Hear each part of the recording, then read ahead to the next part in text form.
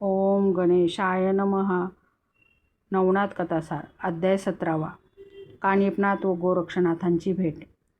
श्रीराज्यांच्या राजधानीत मच्छिंद्रनाथाने कानिपनाथास मोठ्या आदरसत्काराने राहून घेतल्यानंतर त्याची उत्तम बरदास्त ठेवली.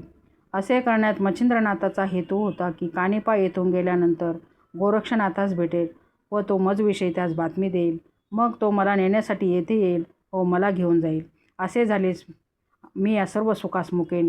इतक्या पल्ल्यास गोष्टी येऊ नये व त्याचे मन रमून त्याने निरंतर येथेच राहावे म्हणून सुंदर रूपवान देवांना देखील भुलवणाऱ्या अशा स्त्रिया विषयात गोवून टाकण्याकरिता त्याच्या शिबिरास पाठवू लागला. पण कानिपाने त्या स्त्रियांकडे ढोंकूनसुद्धा पाहिले नाही. कानिपापुढे स्त्रियांचे तेज पडत नाही. त्याचा हिरमोड होऊन त्या रडत परत येतात असे वर्तमान मच्छिंद्रनाथास समजल्यावर त्याच्या शिष्यांना विषयात गोवून टाकण्यास सांगितले. पण शिष्याजवळही स्त्रियांचे काही चालले नाही. त्या इलाज करून थकल्या, पण त्यांचा हेतू सफल झाला नाही. महिनाभर राहून कानिपाने मच्छिंद्रनाथापाशी जावयास आज्ञा मागितली. ती त्याने बिनतक्रार दिली. तेव्हा हत्ती, घोडे, पालख्या, उंची वस्त्रे, तंबू, राहुट आदी पुष्कळ देऊन हिरे, माणके, सुवर्ण व पैसा विपुल दिला. अशा मोठ्या लव्याजम्यानिशी मच्छिंद्रनाथाने कानिपाची रवानगी करून दिली.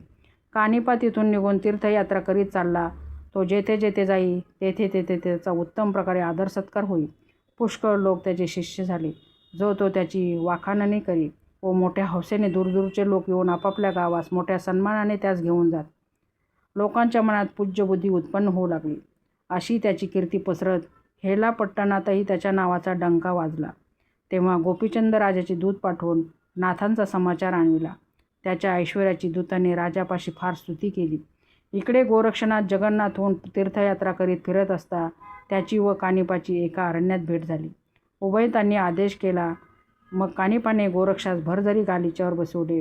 त्यावेळी गोरक्षनाथांची विद्या कशी काय ते पाहावे असे कानिपाच्या मनात येऊन त्याने गोष्ट काढली की त्या पलीकडील आम्रवृक्षावर जी मधुर फळे पक्व झालेली दिसत आहेत त्यातून थोडीशी आणावायची माझ्या मनात आहे.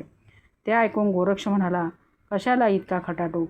आपल्याला काही गरज नाही. तेव्हा कानिपा म्हणाला, खटपट कशाची आली आहे त्यात? आता शिष्य पाठवून ते आंबे तोडून आणवितो.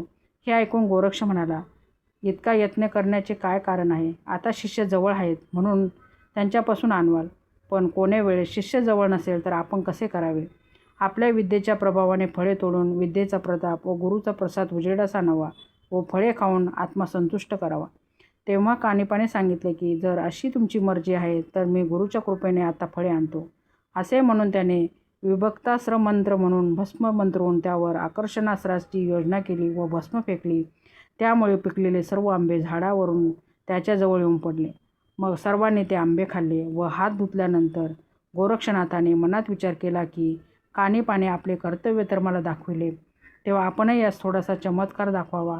असा विचार करून कानिपास तो म्हणाला की तुम्ही माझा पाहुणचार केलात, आता मी काही फळे आणतो तर ती खाऊन आपण तृप्त व्हावे. कानिपाने त्याचे हे बोलणे मान्य केले. मग गोरक्षनाथाने आकर्षण शक्ती व विभक्तास्त्र जपून भस्म फेकताच एक लवंग वनातील तऱ्हेतऱ्हेची फळे येऊन जवळ पडली. ती मधुर फळे खाऊन सर्व तृप्त झाले. मग गोरक्षनाथाने गोष्ट काढली की ही शिल्लक राहिलेली फळे पुन्हा परत झाडावर नेऊन डहाळी चिकटवावी. तेव्हा कानिपा म्हणाला, ही गोष्ट अशक्य होय. त्यावर गोरक्ष म्हणाला, निस्सिम गुरुभक्तास काही अवघड नाही. तो दुसरा ब्रह्मदेवही उत्पन्न करेल. अशा प्रकारची पुष्कळ दृष्टांत देऊन म्हणाला, मी माझ्या सद्गुरूच्या कृपेने पाहिजे ते करीन. हे ऐकून कानिपास राग आला. तो म्हणाला, मी तुला व तुझ्या गुरूंना जाणतो. तो नरकात पिचत पडला आहे. स्वतःला योगी असे म्हणून तो श्रीराज्यात रतिविलासात निमग्न होऊन गेला आहे. ब्रह्मदेवांना शक्तिहीन समजून मोठ्या मोठ्याल्या चढाचढीच्या गोष्टी तू करीत आहेस. पण ही सर्व प्रौढी सोडून देऊन मार्गस्थ हो.